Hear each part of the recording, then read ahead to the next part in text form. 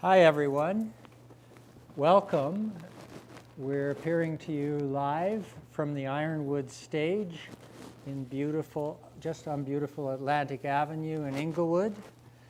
Thanks for coming. I have a very special guest today. You'll know that PL Talks is a passion project of our firm, and what we try to do is have important Alberta artists come in and have a chat with us. Today, I'm very fortunate to have my good friend Tom Phillips, who we were both embarrassed to realize we've known each other for 42 years. We won't tell you how old we were, but I will tell you that when we met, we were both in university. And I found Tom to be one of the most fascinating individuals because it was like he had four hands at all times. In his hands, he had a cup of coffee, a cigarette, a guitar, and a book. And there was never a moment when you ran into him, it seemed that he didn't have one of them.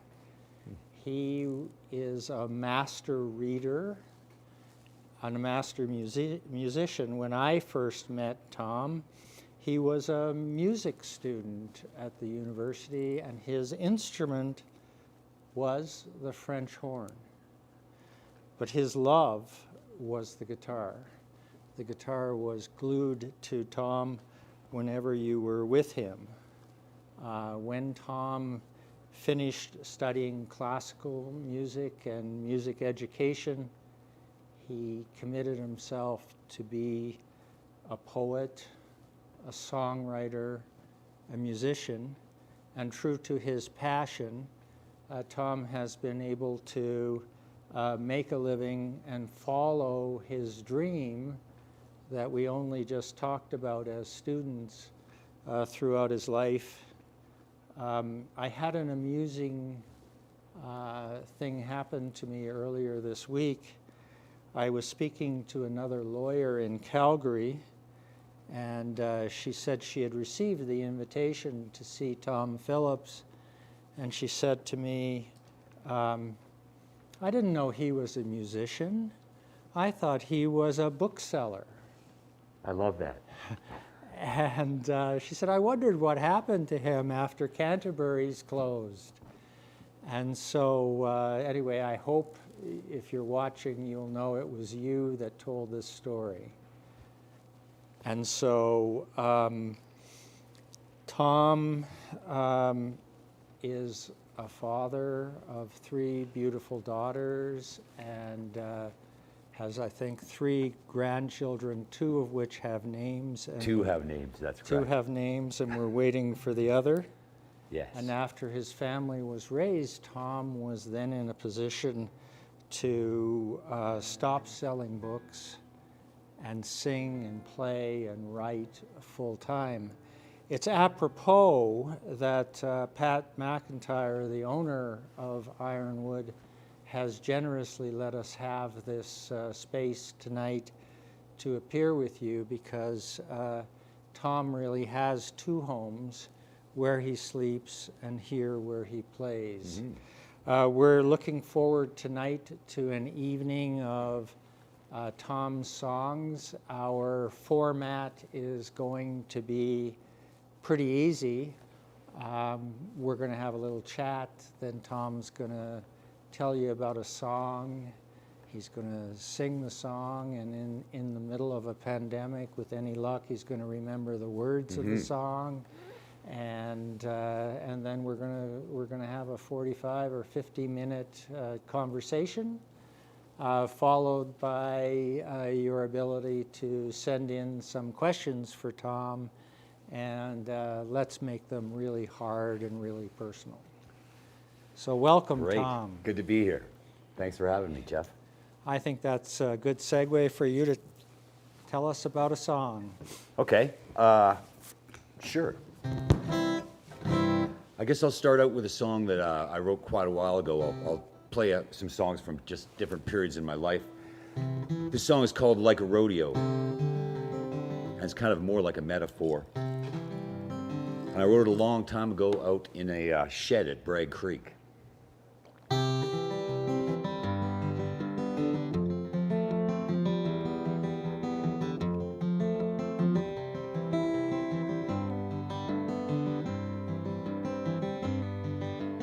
Round and round you send me in this circle, sure feels small. Just the painted faces trying to save my soul. Sometimes I wonder what I'm doing here at all, clutching at the sky and holding on. And like a rodeo, you send me away out of control. If I find my body reeling, will you be there when I fall? Trying to stay on top, but that buzzer just won't go. Sometimes I think I'm living in a rodeo. Well, the scars upon my saddle and the cuts upon my skin attest to all this damage from the world that I'm in, where the ride is all the living and the ground is just a sin, or worse than that, a place they put you in. Like a rodeo, you send me away out of control. If I find my body reeling, will you be there when I fall? Trying to hold my balance, but that buzzer just won't go. Sometimes I think I'm living in a rodeo. With all this dust and all this strain and all this holding on, all this drawing straws and losing odds.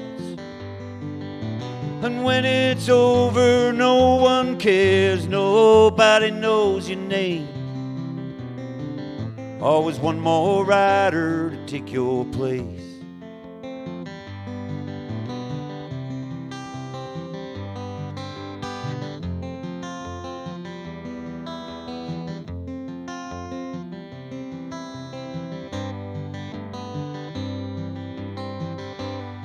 Well, you'd think I'd have had enough by now, staring at the gate,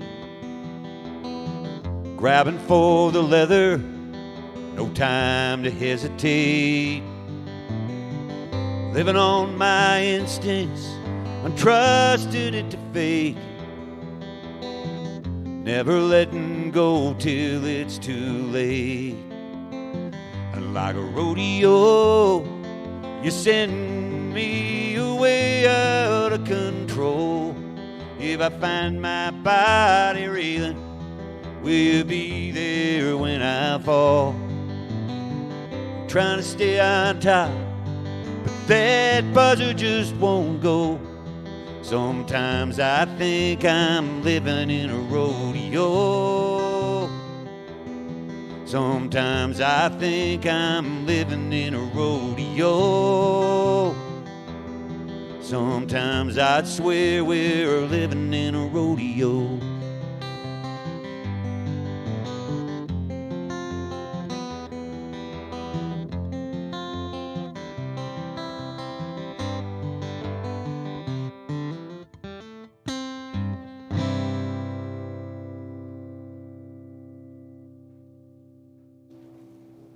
Wow. So one of the things that song reminds me of is your beautiful mom, Kay. Yeah. And thinking about what a fascinating woman she was, in the sense that she had this broad range of taste for incredible art and books and all things music. Yes. And her son gets to live in Bragg Creek and be in Bragg Creek and write some cowboy music. And Kay was into that too. Yeah, she was very you know, as a kid, I was lucky. I got to like play in the forest behind our place and play cowboys. I had a horse, so it was easy to play cowboys. And it was wide open space. And my mother was a big fan of literature. She turned me on to that, so I started reading really young. And she was a big fan of classical music, but she loved folk music and country music and all that stuff too. So she really let me have my hand in whatever I wanted to do. I feel very blessed by that whole growing up period. Those who first got to know you as the French horn guy had no doubts that the French horn would end up somewhere and the guitar would always be in your hands. Yeah, that's what happened actually. It's another guitar I have, which is over there in a case, but I sold my French horn when I moved to Toronto. It hurt me to do it, but I sold it to buy a beautiful Martin D35 from a guy. And I remember I called my mom because, of course, like I'd had that French horn for a long time, and she had bought it for me, I think, like in high school. And I told her I was going to sell it for a guitar, and you know what? It was all just fine. So nice. Mm-hmm. So why don't you play us another song? Sure. Okay. I'm going to change guitars. So that song was written quite a long time ago. I would say that I wrote that in the late 80s. This one is on our latest album. I have a band called Tom Phillips and the DTs, and we play at the Ironwood. It's a 6-piece band. I don't know if you know the Zadravec sisters, but you might. They're kind of famous in their own right. They're in that band. And actually, the bass player in that band, his name is Tim Leacock. He's another regular down here at the Ironwood. This is his guitar, and he felt that I should play a Gretsch electric, and so I've had it on loan from him for a year and a half. Hopefully he doesn't see it and go, I want that back now, because he might. So this is, you know, it's funny, I guess I hadn't written very many love songs in my life, and this is one. So I just wrote this, I don't know when I wrote this, probably about a year ago. It's called Breathe In. When you breathe in, I breathe out. If I lose, you win. We're both down on our love. You breathe in, I breathe out. I guess everybody knows we're just one and the same. But it's time I told you so. Time I gave it all a name. Love is something people say to you, but it doesn't mean that much. So I just get up and shout. You breathe in, I breathe out. Let me tell you what it's all about. If I speak, it's through your mouth, and you cry all my tears for me, and you never show your doubt. And if you close your eyes to sleep, I'll stand guard at your door. And if there's nothing left to do for you, I'll do something more.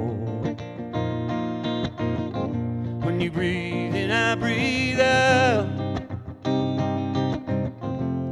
If I lose, you win. Well, we're both down on our love. You breathe in, I breathe out. And if 1,000 years have come and gone, and we got nothing left to say, come and sit by my side, my love,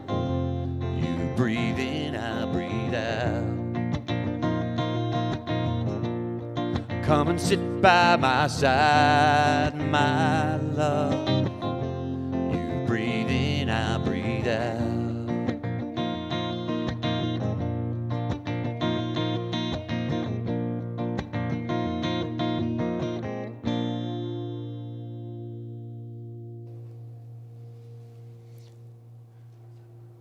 Bravo. Thank you. Yeah. One of the things that I find interesting about love songs is not very many of them speak to the kind of love you have when you're older and you're comfortable. Yeah. You know, like that's an interesting thing to say too, because like I think, like as a songwriter, I think about those things.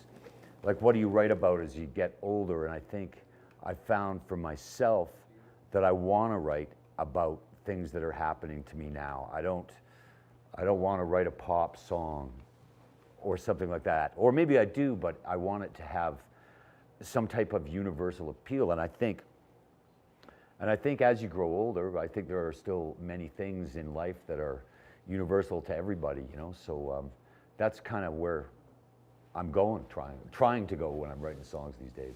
Yeah, and the song conveys, I mean, you've always struck me as a guy pretty comfortable in his own skin, but there's something very nice about that song where it's essentially saying to your lover, I'm really comfortable with you.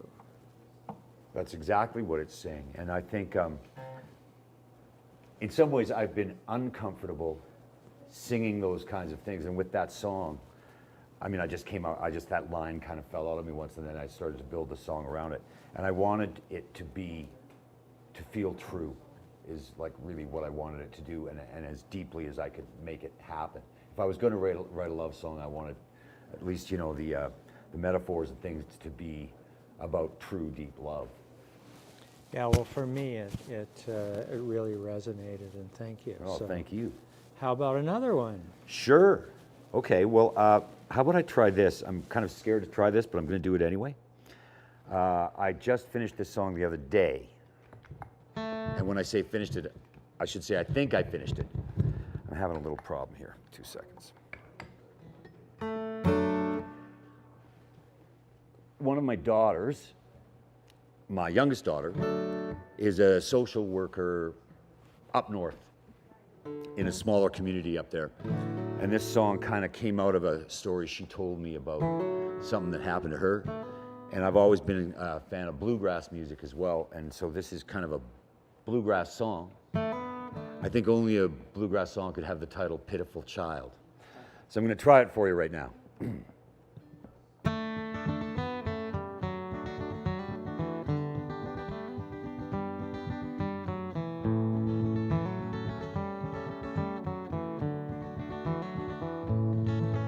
Last Sunday she took him to the child services hall.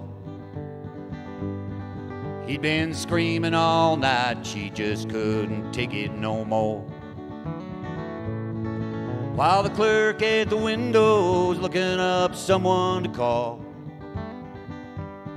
she sat him down in a plastic chair, then she went AWOL. By the time that the woman came out of the door on the side, he was all by himself with a sad, haunted look in his eye. She said, "How old are you, son?" He said, "I'm 9. She said, "Where's your mama?" He whispered, "She left me behind." "Oh, mama, don't leave me here, I'm a pitiful child. If you just turn around, I'll do better and we'll be all right. I won't make you throw things, I won't make you call me those names, and I won't be the reason your boyfriend's leaving again." Well, the woman went back to the clerk. She said, "There's no one to call. His mama's his only kin, just her and she's gone." as they were talking, he curled himself into a ball. You could hear the hearts breaking in the child services hall. Oh, mama, don't leave me here, I'm a pitiful child. If you just turn around, I'll do better and we'll be all right. I won't make you throw things, won't make you call me those names. And I won't be the reason your boyfriend's leaving again. Stayed by your side all night long, sleeping on the floor in the child services hall. And his mama don't come, and the water runs through the pipe,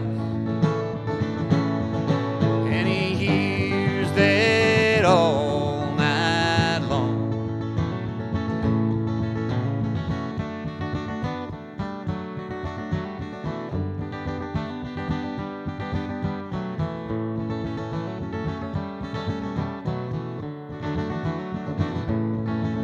By Monday he's gone to a shelter, he's a government ward, where the woman still sees him sleeping on the waiting room floor. She walked him down a long hallway, but she can't think of that now, 'cause there's a lineup outside the door at the child services hall. Oh, mama, don't leave me here, I'm a pitiful child. If you just turn around, I'll do better and we'll be all right. I won't make you throw things, I won't make you call me those names. And I won't be the reason your boyfriend's leaving again. I won't make you throw things, won't make you call me those names. And I won't be the reason your boyfriend's leaving again.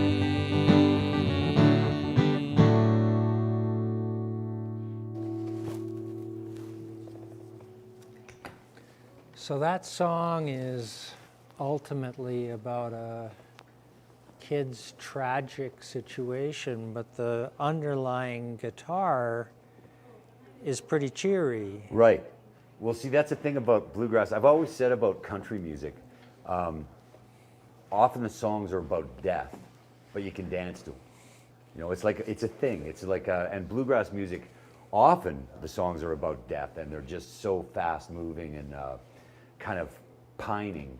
I just, for some reason, when I was thinking about that song, I just thought, I'd make a bluegrass song. So, but it's true, that's very true. They're fast moving, but they're about death. Now, commentators writing about you have described you variously as a folk singer, country singer. You just played us some bluegrass. And then there's this big description called that you're a roots guy. I'm sure, like a lot of people, you don't want to be pinholed, but would you say that over the 10 albums you've done, there's been an overriding theme of the kind of music you like to write and play? Yeah, I mean, I think it stems from folk country, all of it, basically. I mean, and I've, you know, as you said, I don't necessarily like to be pigeonholed, but I do wear a cowboy hat, so that does a certain job of it for me. But yeah, like, I mean, I'm steeped in folk music and I'm steeped in country music, and actually Hank Williams, who, you know, probably is the icon of all country music, he always called it folk music. And I think it all stems from the same place, like blues, rock, folk. It's all just music. It is one thing that I kind of do like about the way the music world is right now. It seems to be less, you know, less boundaries. People just kind of do what they want, and I like that. And I feel like that when I did the Mr. Superlove album, which is an album of covers, and they were like indie rock covers. I didn't really notice till the album came out that maybe some people might not find that to be kind of the thing that I would normally do, because, like, I don't know, songs are songs to me, and all those songs were picked by my producer, but like, we went through a whole bunch of them, and I love those songs. So yeah, I guess I get the main thing about me is I love songs, and I love well-written, crafted songs of other people's, and that's always been my inspiration. People like Leonard Cohen, of all the weird things, like, he was a huge inspiration to me with his writings and his music when I was younger, and but a lot of rock bands, a lot of things like that too. So I've just been lucky to listen to a whole bunch of. I'm a kind of a music collector, right? So I listen to a lot of music as well, and I always have. So I don't really care what the genre is. I just kind of look for the song. Well, and I just speak for myself now. When I listen to your music, it seems to me that Mr. Superlove must have really, really stretched you.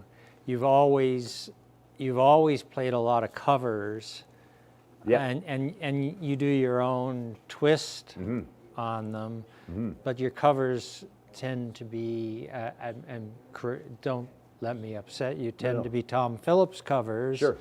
But there's something weird and wonderful about the Mr. Superlove album, Right, 'cause where it's way out there. Yeah, it's way out there. And do you think it's that your writing and your approach has changed since you did the Mr. Superlove album? Absolutely. I think it opened my eye. It was kind of a strange period of my life as well.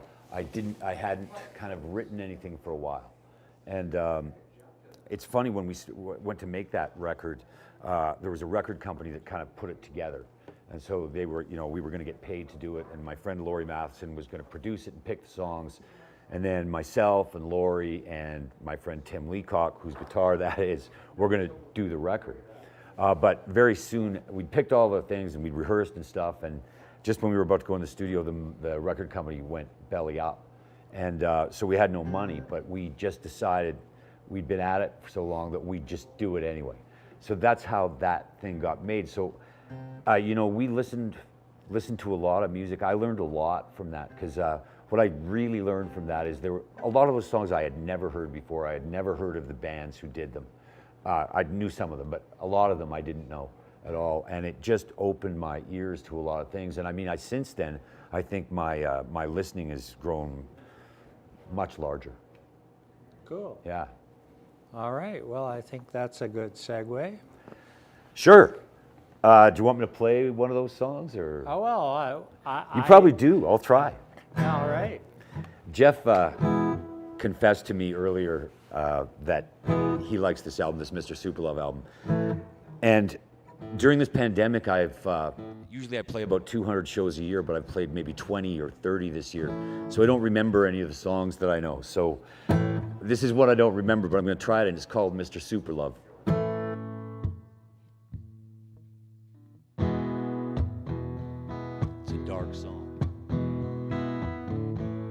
The storm was blowing from the south. The blood was running from your mouth. I recall the music playing, couldn't hear what you were saying. The cat was howling, yowling, wanting out. You may not believe me, baby, when I tell you that I am Mr. Superlove. You may not believe me, baby, when I tell you that I am Mr. Superlove. The glass was shattered on the floor. 100 pieces, maybe more.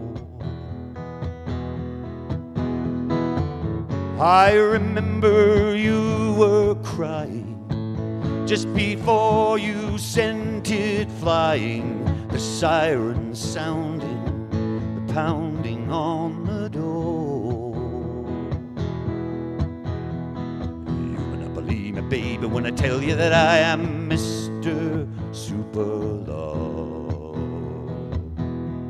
You may not believe me, baby, when I tell you that I am Mr. Super Love. I'm Mr. Super Love.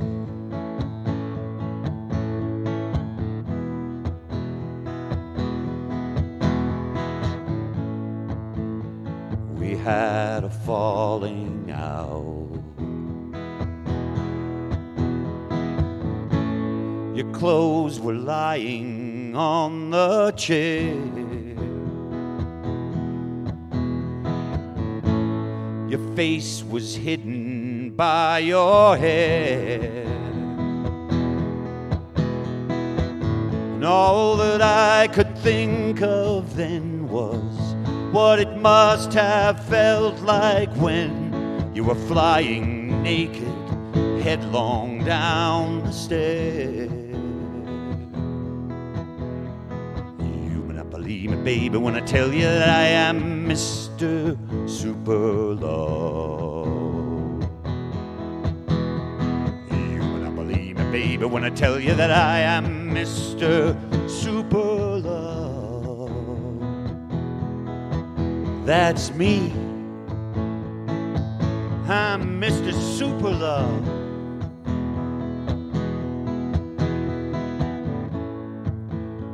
We had a falling out.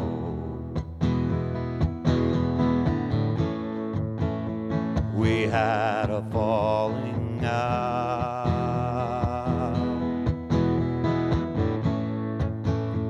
We had a falling out. Well, thank you for that. I always say to my guys, if your name is on the door, you can make special requests. So, Absolutely. There you go. so I really appreciate that. It was my pleasure to do it. I love that song. Yeah, I love it too. And now I'd be interested, whenever I'm talking to artists, the thing that I find the absolute most fascinating is the creative process. Mm-hmm.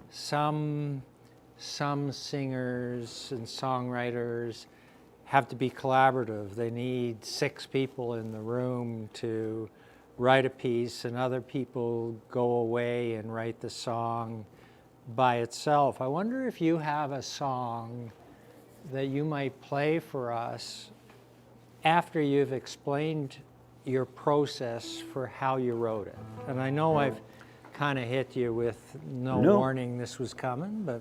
Sure. Well, first of all, I'm one of those guys who has to be completely by himself when he writes. That's one thing I know. I don't really know much else, like nobody in the house at all, or I have to be completely by myself. If I even hear somebody else in the house, I can't really do it. So I need to be by myself, and you know, if there was no neighborhood around me, I'd feel even better. I don't want to feel like I'm watched. But then when it comes to writing a song, I don't know. I can tell you how I wrote this song. I wouldn't be able to tell you how I write my next song, sort of thing. That's cool. Yeah. What I'm interested in is the creative process for a song. Sure. And you pick the song. Right. So this song I'm going to do kill 2 birds with 1 stone because of your request, and also my friend Pat McIntyre, who owns this place. This is his favorite song that I wrote, I think. And it's called Lack of Rain. So usually what happens to me is something has affected me. I've done something. In this case, I went on a road trip down to Montana. And when we were coming back, we took some back roads back. This is quite a while ago. I just saw all the crosses down the roads of accidents and things like that, and desolate, and there was barely any rain. It had been a big drought. So that was in my head, but I didn't really think too much about it until I got home. And then I guess usually a song also in general stems from a line, just a line that happens to be in my head when I wake up in the morning. I keep a notebook. Sometimes I'll write them down. Other times they'll just show up. And this one kind of just showed up, and it's called Lack of Rain. And I didn't really know when I sat down. I remember it, like I didn't know that I was going to write it about that necessarily. I just had this line, lack of rain. Some songs can take me 2 or 3 years to write. Others can take me 20 minutes. This took me 20 minutes. I just started playing this chord, and I had that first line.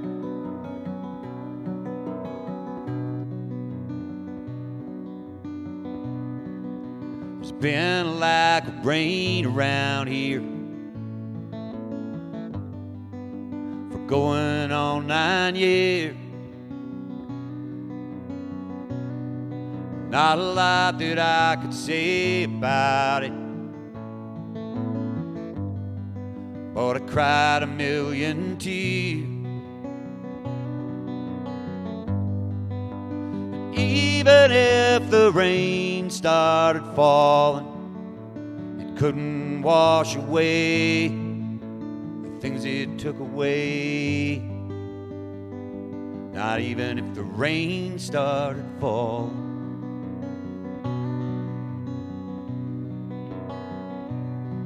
We've been living all alone out here since the neighbors moved away. We couldn't stand the way the wind blew. They couldn't take it one more day.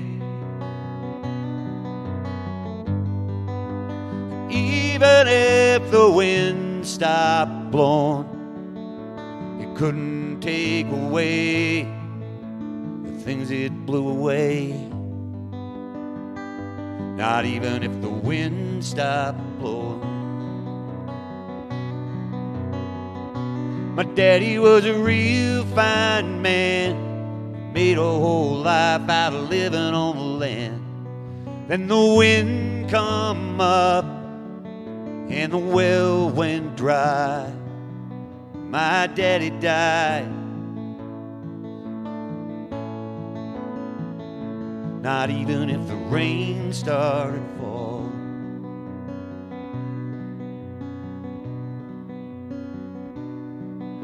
There's crosses all the way down these lonesome roads, and they all look the same. But everyone is different, 'cause I knew all their names. Even if Jesus came down and took them all away, it couldn't ease my pain. Not even if the rain started falling.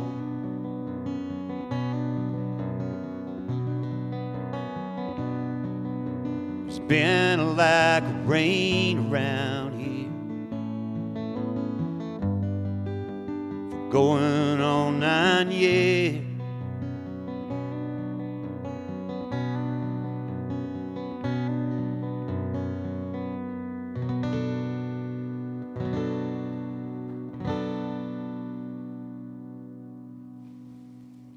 Bravo. Well, good call there, Pat. That's a great song. He's got good taste. Yes. There's something very interesting about the immigrant experience of Western Canada in that song. Yes? Insofar as so many of the people that came here came with nothing, and were so subjected to not just lack of rain, but cold. I think about that all the time, and I've been thinking about it this winter. I think about it more since my mother passed away, as you do. Yes. You think of their lives, and you think like just this last cold stretch we've been through. If you can imagine people just out here trying, to settle the place, and how they survived it, how they could even survive it. And it makes me think that almost anything I've had to survive seems like small change. Well, there's also something in that song too. I know it was triggered by Montana. Yeah. It's an Alberta song. It's That's an what Alberta it's about. song. And it's kind of got my dad in it too, you know. Yeah, sort of thing. yeah, and so you said an interesting thing to me the other day when we were discussing various friends of ours and where they were all ending up. Right. And I asked you if you would ever leave Alberta, and your answer was essentially, why would I do that? Yeah. There's something intrinsically Albertan about Tom Phillips.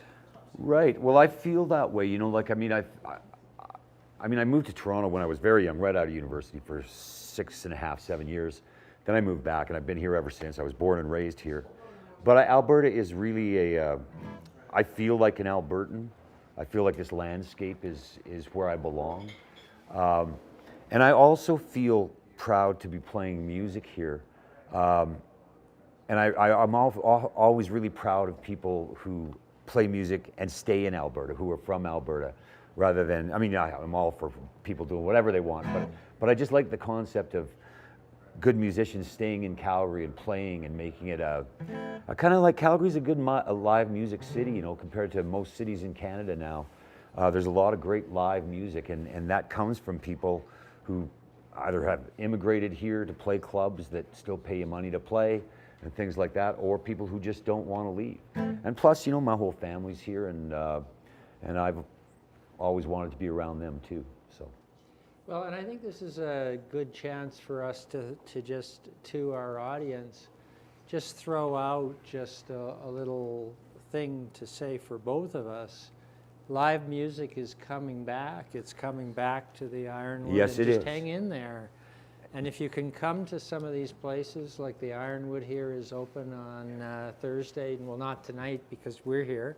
Friday, Saturday nights. Yeah. Yeah. Come down and support the Ironwood because we want to have live music back sure. here as soon as possible. I played behind this drape here. There's a little aquarium of plexiglass that during the pandemic, at some points, we would play from behind that. It was an interesting experience. And the Ironwood's been a great, I mean, it's been one of the great boons for Calgary live music. So it's great to be here. All right, so why don't you play one of your Ironwood songs then? All right. Here's a country song. This is called I Want to Play Hank Williams Till I Die. I want to play lead belly till I go blind. I want to play Merle Haggard until I end up doing time. I want to play George Jones until I go out of my mind. I want to play Hank Williams till I die. I want to drink a lot of alcohol at night. Take uppers in the morning, downers when I'm too high. Cocaine in the afternoon, cigarettes all the time. I want to play country music till I die. Lefty, Hank Snow, Charlie Pride, Little Hank Thompson, and a whole lot of slide. Whip Pierce, Stonewall, Christopherson, Pride, Bucko and Harlan, Howard, Roosevelt sides. I want to go out traveling on the road in a big old Silver Eagle bus. Man, we're gonna roll. I won't know day from night, and when the last chord's ringing, I'll be clean out of sight. I want to play country music till I die. Lefty, Hank Snow, Charlie Pride, Little Hank Thompson, and a whole lot of slide. Webb Pierce, Stonewall, Christopherson, Pride, Bucko and Harlan, Howard, Lubens and Klein. I want to hit every honky-tonk and dive where the whiskey's running free and the women are running wild. I want to find one and hold her tight, and I'll be halfway to Texas in the morning light. I want to play I die. I wanna play lead belly till I go blind. I wanna play Merle Haggard till I end up doing time. I wanna play George Jones till I go out of my mind. I wanna play Hank Williams till I die. I wanna play Hank Williams till I die.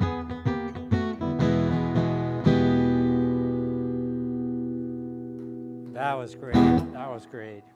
Thank you. So I'm just watching our time here, and I'm wondering if you can just tell us a little bit about your 10th album, Satellites and Stars. Well, I just happen to have one with me. Ah, There it is, right there. yes.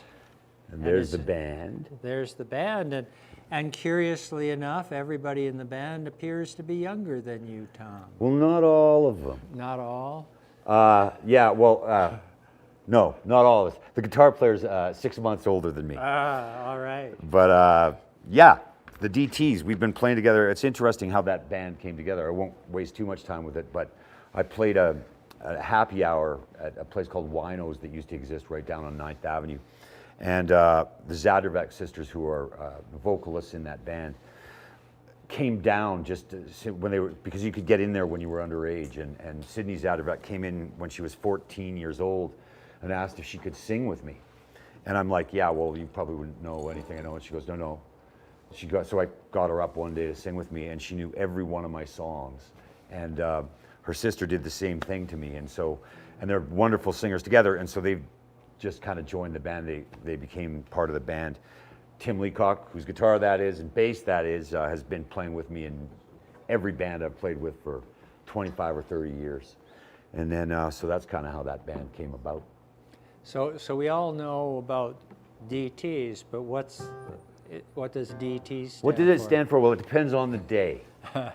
When we first started playing together, it wasn't too long after I'd finished drinking. Maybe it was the first album I'd made since I'd quit drinking. And not this one, but Mr. Superlove, the beginning of Plastic Machine. So we were just looking around for a name, and our drummer said, I would call it the DTs. And then we thought we'd make that stand for the difficult transitions, because I had a band for a long time called the Men of Constant Sorrow. And so it was a transition from that, but it also had echoes of the actual DTs in it too. All right. And so where is the new album available? The new album is available anywhere streaming, but if you want an actual vinyl of it or a CD of it, you can get it, you can buy it in record stores anywhere, but you can get it off my website, which is tomphillipsmusic.com. Sounds good. So would it be untoward for me to ask you to play one of your new songs from the album, or do you have something else? No, sure, I you play, wanna go out I'll play another one off there. I'm just trying to think what I'll play. Play whatever you want. I'll play one for you, Robin. This is a song, it's actually kind of a rock and roll song on the album, so I'll see if I can pull it off on my own. This is called Reach. My reach is further than my grasp. My heart is a heart attack. My name is written on a stone in the bottom of the ocean. My voice gets on the nerves of the neighbors. Come around and they rattle their sabers. I tell them that's just the way my song goes. And I'm so worn down now, I'm a skipping stone. It's so cold at night that I'll wear a crown. And I'm made of dice that I throw around. But I can't stop betting on the road. I'm in too deep for a fever. It's way too late for a savior. Everybody in this city acts like they're the chosen one. I try to hold back a little, then I let it go in the middle. By the end, I'm nothing but a nervous wreck.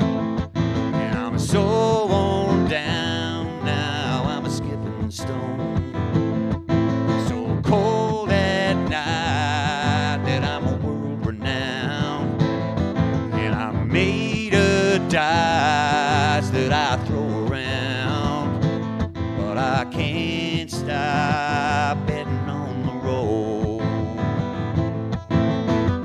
Come and see me when you're down and out. Come and see me when there's no one left around. I'll be sitting in the Starlight Lounge. Lights are low, stars fell down. My reach is further than my grasp. My heart is a railroad track, up and down and all around it goes. You wanna remind me of my failures? I'm a nail, you're a nailer. Step on up, you don't wanna miss my show. And I'm so worn down now, I'm a stepping stone. So cold at night that I'll wear a crown. And I'm made of dice that I throw around, but I can't stop betting on the road. No, I can't stop betting on the road.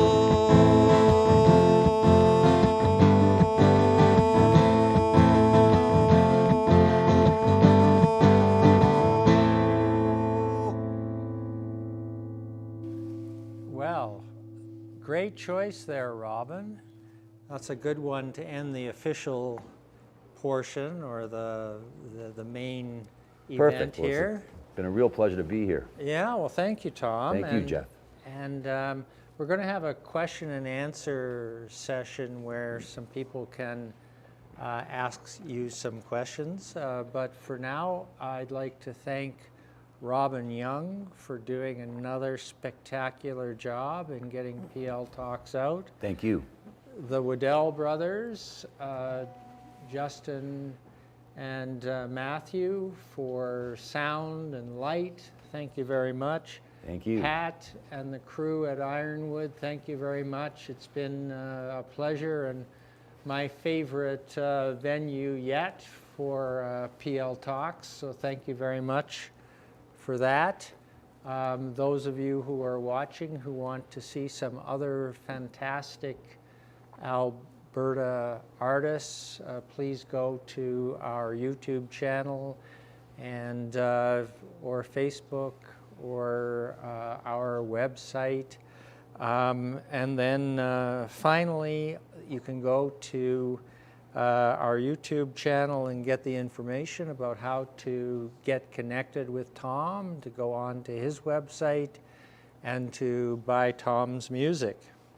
So that's the official portion. I've got some interesting questions for you here, See if Tom. I can answer them.